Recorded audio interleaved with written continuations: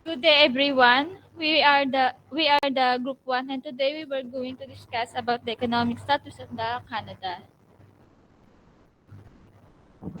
The gross domestic product (GDP) in Canada was worth $1,644.04 billion dollars in 2020. According to official data from the World Bank, the GDP value of Canada represents 1.45% of the world economy.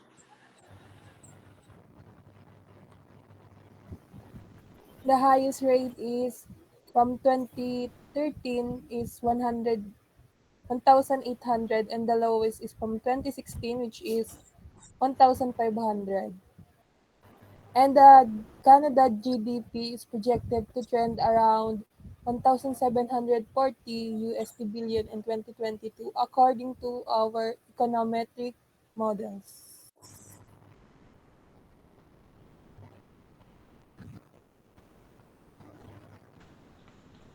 So good morning everyone. This is the purchasing power parity of Canada. Purchasing power parity conversation factor gross domestic product 1.2 or LCU per international dollars in 2020. Though Canada purchasing power parity fluctuated substantially in recent years, it tended to increase through 2001 to 2020 period, ending at 1.2 LCU per international dollars in 2020. Purchasing power parity conversion factor is the number of units of a country's currency required to buy the same amounts of goods and services in the domestic market as a US dollar would buy in the United States. This conversion factor is for GDP. Next reporter. The table shows the purchasing power parity. In in 2020, the value is 1.2 and the change is negative 0.09%. And the, in 2009, the value is 1.2 and the change is unknown. Next na po.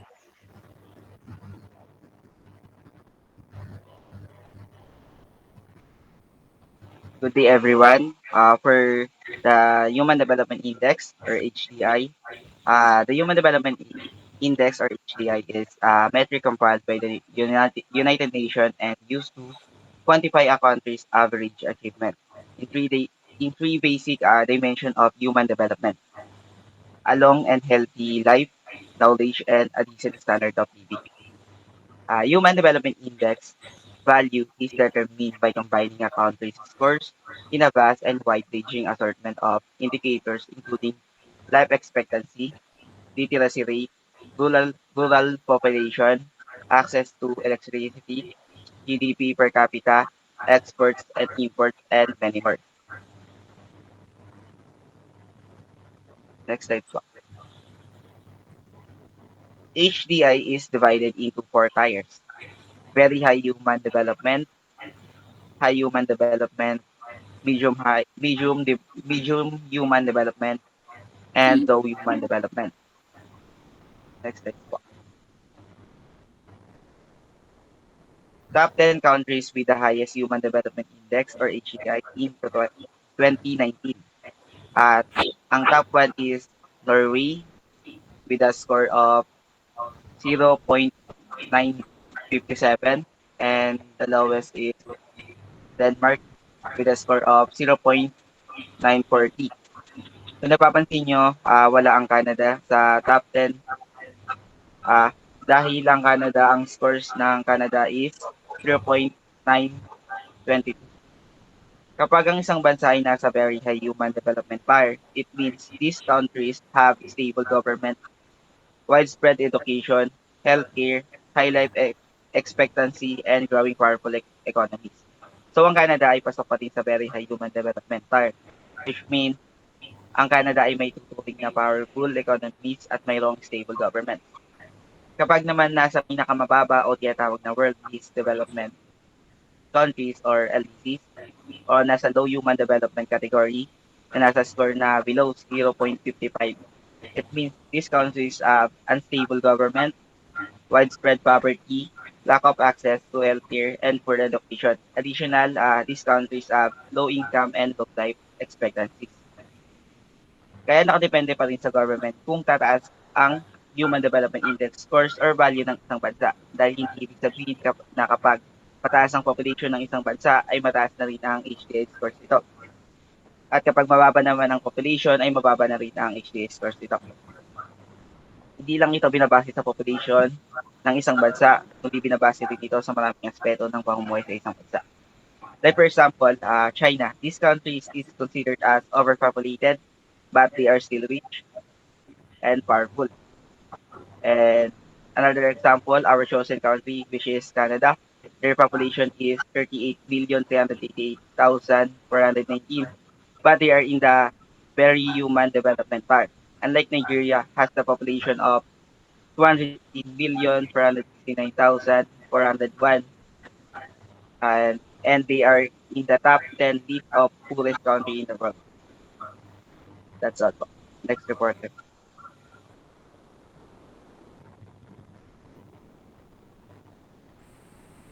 So for their gender-related development measure, Canada has a GII or Gender Inequality Index of 0.080, ranking it 19 out of 162 countries in the 2019 index. In Canada, 33.2% of parliamentary seats are held by women, and 100% of adult women have reached at least a secondary level of education compared to 100% of their male counterparts. So when it comes to their Human Development Index for female, it has a value of 0.922, and for the Human Development Index for male, they have 0.935. So next reporter.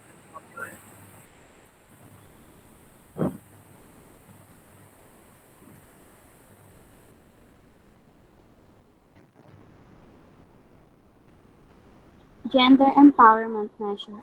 The gender is determined using three basic indicators.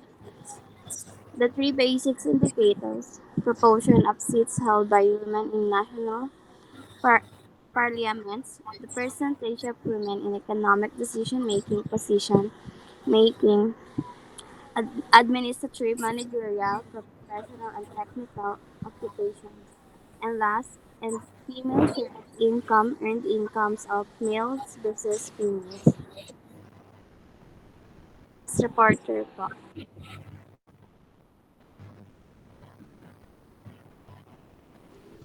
Human Poverty Index. The Human Poverty Index is an indication of the standard of living in a country developed by the United Nations. For high development countries, the UN considers this a better indication than the Human Development Index. In order to reflect the gaps in Human Poverty Index in 1997, the HPI measures the deficiencies in the three index of a Human Development Index along and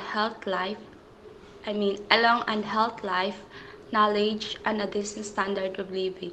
The HPI is meant to provide a broader view of human development and is adapted to developed countries to reveal social inclusion. Next po. Canada is rank of 8, which is the HPI2 is 10.9%, probability of not surviving at age 60, 8.1%, people lacking functional literacy skills, 14.6%, long-term unemployment, 11.4%, population below 50% of median income, 11.4%. Next. The population with an income below 11 US dollar per day is not used in the calculation, but this shows a striking variation with scores over 10% for Australia, the UK, and the US, but an extremely low score of 0.3% for Luxembourg, so this could have changed the list considerably if it had been included.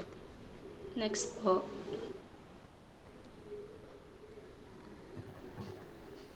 These are the table for Human Poverty Index. Next po. What is the developing of the Canada? The developing of the Canada has the ninth largest economy in the world as of 2020, with a GDP of 1.64 trillion USD. In international trade, including both exports and imports, Canada advances its deals of stability, sustainable prosperity, and economic inclusion through its partnership with the World Bank Group. A return to normal in 2022, like the global economy, the Canadian economy will continue its transition from pandemic recovery driven growth to more normal growth in 2022. The road to regaining this normality, however, will not be smooth, and 2022 will be a year of transition.